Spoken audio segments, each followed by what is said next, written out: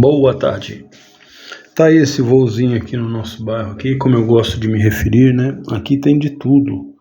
Quadra poliesportiva, local para evento, campo sintético, restaurante, tudo isso num bairro bem familiar.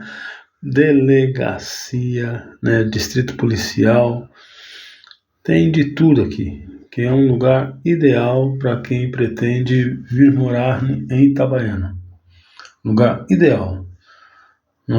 Essa aqui é a principal aqui, né? É a PB aqui.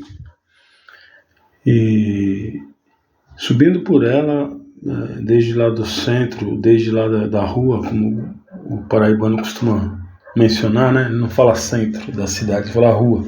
Desde lá da rua, subindo aqui para depois do rio, os bairros são muito bons e é um bairro que está crescendo muito e vale a pena.